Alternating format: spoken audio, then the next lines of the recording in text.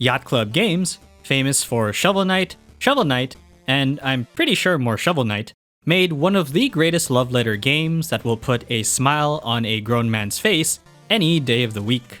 If it's not already obvious, Shovel Knight was an awesome retro throwback to an era whose joyful pixelated colors mixed with some electronic synth sounds made for some very comfy early 90s nostalgia. But while nostalgia is Shovel Knight's convincing factor that will confuse your local gen alpha, behind it all lies a well-developed platformer that both reinforces and elevates what makes its genre so fun, combining old systems with some modern trimmings to make a game that played well 12 years ago and still holds up today. So, upon only finding out that a new IP from Lil Yacht Club was announced, my immediate reaction was Mina the Hollower took me by surprise, simply because I did not see it coming. Seriously, I've been living under a rock that I missed the entire Kickstarter campaign. But I was super excited nonetheless.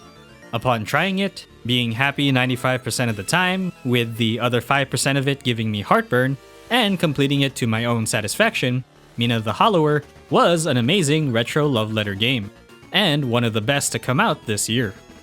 So, with that said, I'd like to share my thoughts on what made this game a blast to play.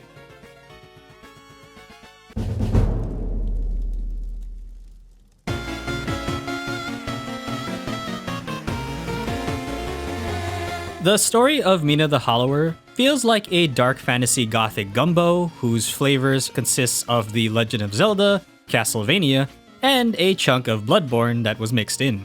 You know, let's throw in a dash of PG Splatterhouse for a few scenes. If the title of the game wasn't already apparent, you play as Mina, an anthropomorphic mouse who is not only a skilled combatant with various weapons and gear that you could swear she was some offshoot from the Belmont bloodline, but also an ingenious inventor who isn't thankfully getting their job stolen by AI. In the town of Ossex, on the island of Tenebris, Mina is responsible for helping invent the spark generators, large electrical machines that provide the necessary power for the island, allowing for technology and innovation to flourish. Also, she's referred to as a hollower, individuals who are very good at digging and excavating for exploration purposes. Seems like Yacht Club really dig their protagonists, and if they ever make a new IP that doesn't have someone who can strike the earth, I'll be severely disappointed. The game begins with Mina receiving a letter from Lionel, a colleague of hers who helped establish the spark generators on Ossex, who also became its mayor. Lionel reveals that the generators have started to malfunction, which in turn is corrupting the surrounding landscape of Tenebris. As Mina returns, things are more complicated than anticipated. A large monster destroys her returning ship, a rebellion has been incited by Lionel's right-hand bat, Thorn, and the intro of Rondo of Blood is currently happening outside the town. It then becomes Mina's mission to save the island by fixing the generators. But over the course of this endeavor, the line between what is wrong and right is blurred, and Mina is left to figure out the correct solution. At first glance, the story appears to follow a typical hero's journey where Mina has to restore the spark generators and bring peace to the island. But what makes it far more interesting as a story are the reasons the island is being corrupted to begin with. Why did Thorn destroy the generators? Are they really the reason the land is being corrupted? And why is Mina so serious? Spoilers ahead for the game, because while I would like to state the reasons I find the story very intriguing, they unfortunately hinge on the build-up towards the end of the game. So for those who would prefer not to have a spoiler on their car, Mina's story is a fun, bittersweet tale that perfectly fits the scope of what the game is trying to be. As Mina is fixing the generators, doubt starts to creep into her whether repairing them is the correct solution. It becomes even more apparent as Thorn is willing to send a letter to Mina herself in the hopes that she could see reason. Now, unless Mina the Hollower just happens to be your very first story ever told to you, it is extremely evident that Lionel is the main villain. If the early foreshadowing of him trying to open up an orphanage with everything else burning around him isn't already apparent, plus him backstabbing Thorn as he tries to pretend to find a peaceful solution. Lionel is an ignorant POS who only cares about his status. While his betrayal was almost assuredly guaranteed, what gives the story its emotional value is how it all culminates into its unfortunate end. As Mina defies Lionel, members of the town apparently side with him as they turn a blind eye to the issues outside, coming to the conclusion that Mina is to blame, even to the point that they gaslight her with crimes that she apparently committed. In the end, when you eventually beat the crap out of Lionel, while also getting saved by a corrupted Thorn, which is very badass of him, also deja vu, Lionel is defeated in the most hollower way possible. Ooh, that looked like it hurts. The generators are destroyed, and parts of the island slowly turn back to normal. But what makes it tragic is how Ossex itself blames Mina for its apparent disaster.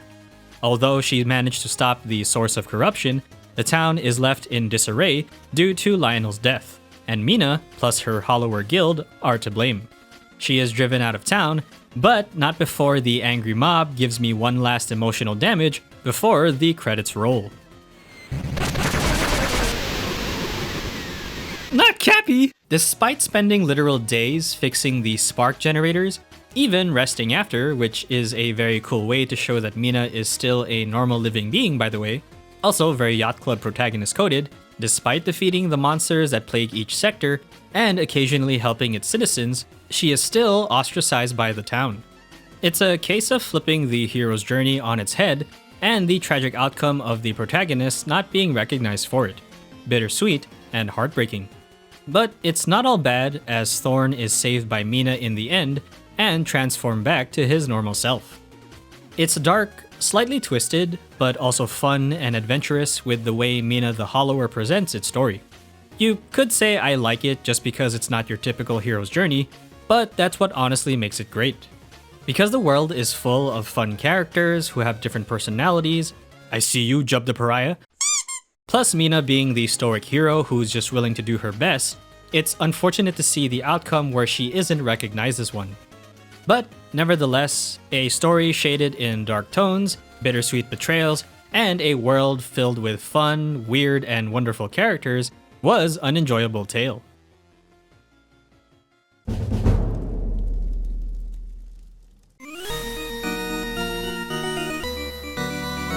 With the gameplay, Mina the Hollower wears its Legend of Zelda sleeve close to its chest.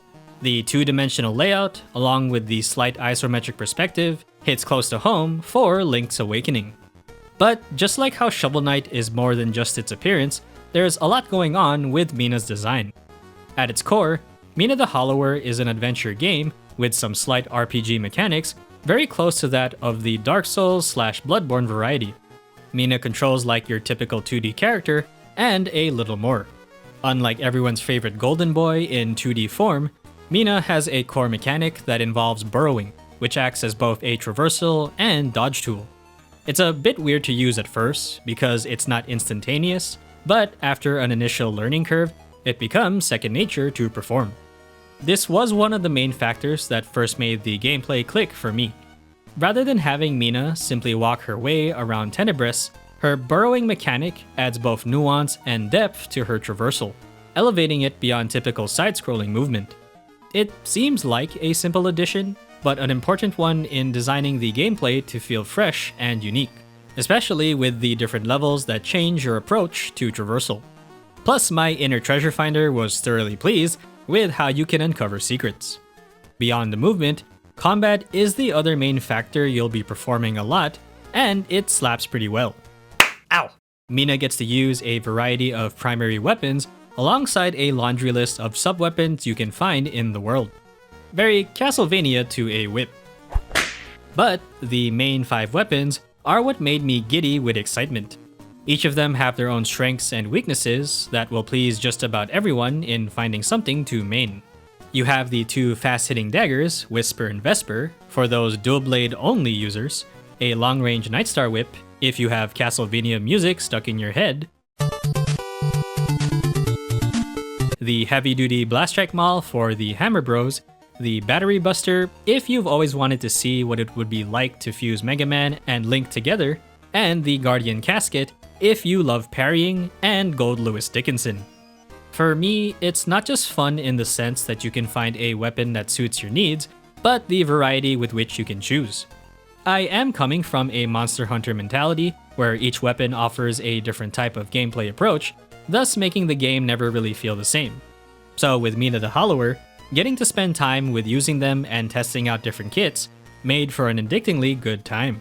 Coupled with the enemies that range from being simple fodder, rugged monsters, mini-bosses, and the actual bosses themselves, my combat itch was more than thoroughly scratched. In fact, it's the weapon combinations that will keep me coming back.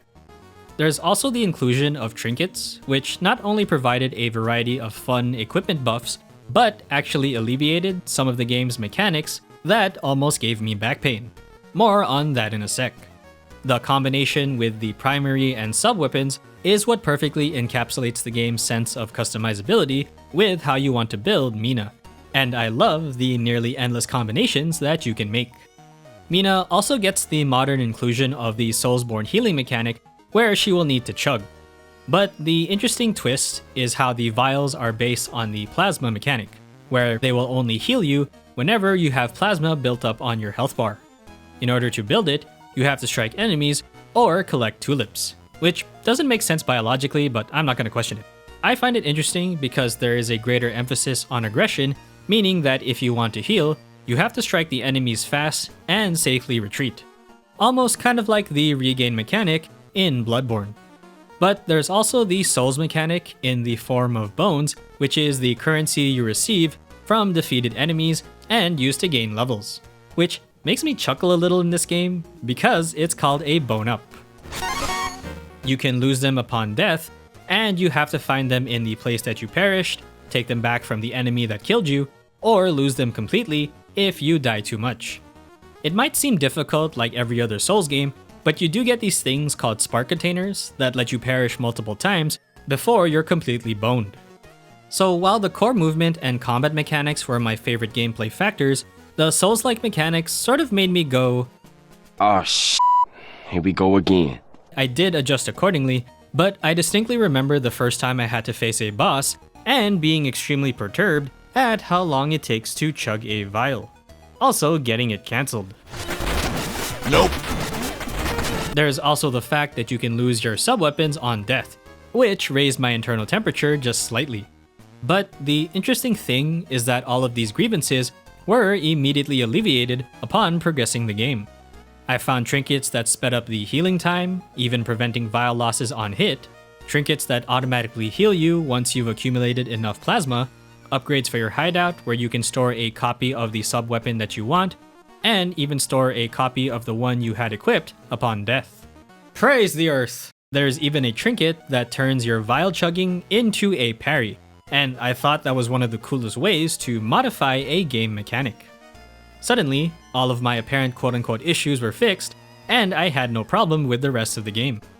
Kinda reminded me of how some of the charms in Hollow Knight alleviated the things that irked me with the gameplay. Sure, I could and maybe eventually get used to the normal mechanics so I can use the other trinkets, but I was just too dang happy to not have to worry about getting hit while trying to heal. As for the difficulty, I think Mina the Hollower is a bit harder than Shovel Knight, but nowhere near the levels of Dark Souls sweaty. The bosses feel more retro difficult than they are Soulsborne, and I've only ever died at most twice to a boss due to me using a weapon that I was still getting used to. From my experience, as long as you can find a setup that works for you, plus explore the town a bit to collect some trinkets and upgrades, you'll be easily prepared for the combat journey. All else fails and it's too hard, well, there's always the cheat codes. I like that this game borrows from the classic Legend of Zelda approach, where you're not explicitly told where to go, and you're left to your own interests and motivation to find areas of progress, including the main mission. Obviously, it's not as deep as something as Breath of the Wild, but I love the design in which the player sort of gets to figure it out for themselves. Funny enough, the devs went through the trouble of creating a retro-style manual, complete with an introduction and lore to boot, something you never really see in games anymore.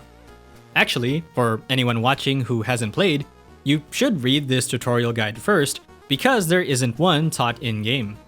Honestly, I wish I had read this before, or even during gameplay, because it literally explains every mechanic that Mina can perform. Why it's not included in the game?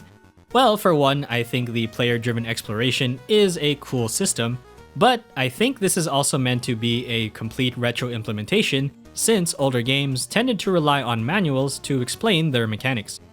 I would say my only real gripe with the overall game was level design, which is that 5% I mentioned that gave me heartburn.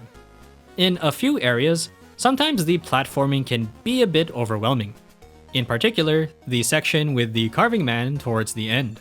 I had no problems with every portion of his chase sequence, but the last section was a plethora of dangers you had to avoid, which included lightning, pitfalls, breakable barriers, the wind restricting your movement, and the approaching carving man himself.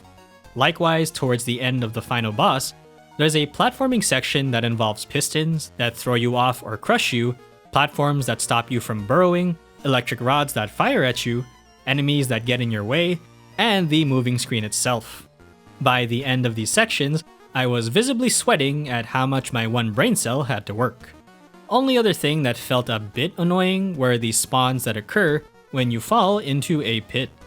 I believe the game tries to place you in the most recent stable platform, that way you're less likely to encounter traversal issues, but the safest spot often meant the start of where you first appeared on the map screen, making me have to go through the platforming process all over again.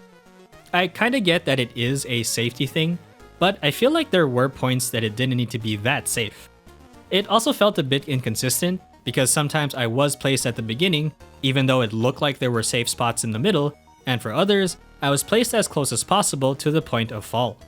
Actually, this is the extra reason that piston section I talked about was even more of a headache. Whenever I fell, it chose the safest spot for me to spawn, but it was also the worst possible location. But aside from those minor annoyances, the overall gameplay was superb with how it tries to blend its retro inspirations with its modern design, even the Souls-inspired ones, making it a great love letter game to the retro adventure genre.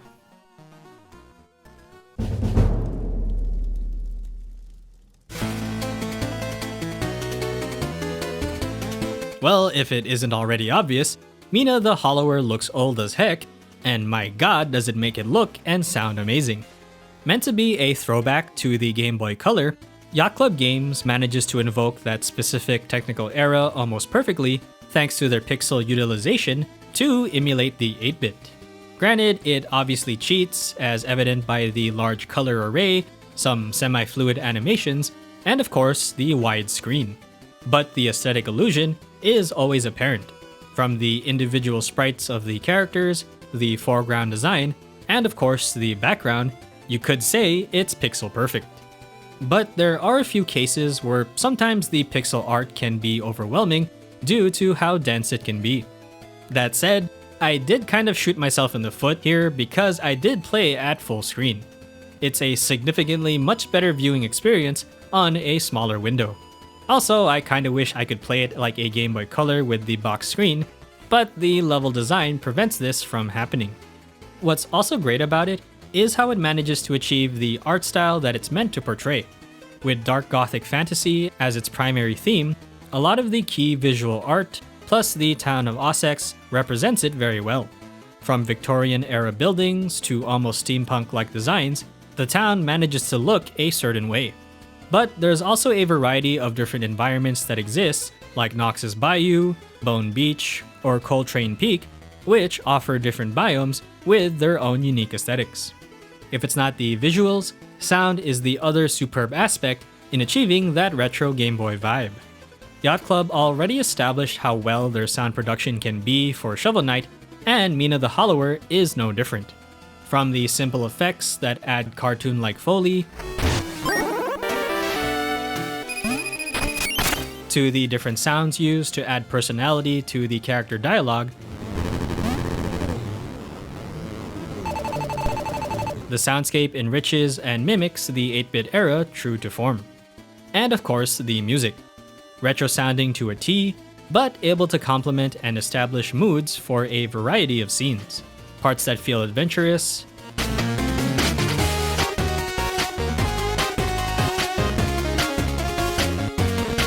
parts that feel gloomy,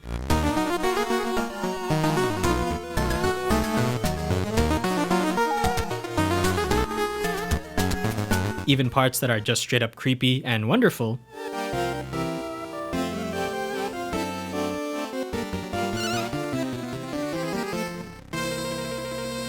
Every soundtrack is a banger. An amazingly put together retro presentation that really needs no explanation. One that beautifully captures and mimics a specific time period in video game history for modern viewing.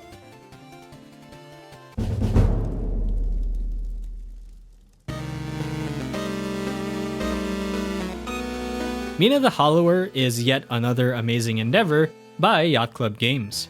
I'm also happy that it is an entirely new IP, so I don't have to keep playing Shovel Knight again and again. But more than just being a retro throwback, they also managed to find that good balancing point of modernizing the design of Mina, because while any retro-inspired game can look and feel nostalgic, it's also important in making the game feel relevant to play today. An older aesthetic, coupled with some amazing controls and a bittersweet tale of heroism, Mina the Hollower is a must-try title for anyone curious in retro throwbacks. Another amazing title for 2026, and one that I'll definitely be coming back to again and again. Probably on different platforms, because that's what I did for Shovel Knight these past 12 years. But that's gonna do it for today, guys. Thanks for sticking around. There will be more games to play and more videos coming soon, so please stay tuned if you'd like to see more. But for now, I'll see you all next time.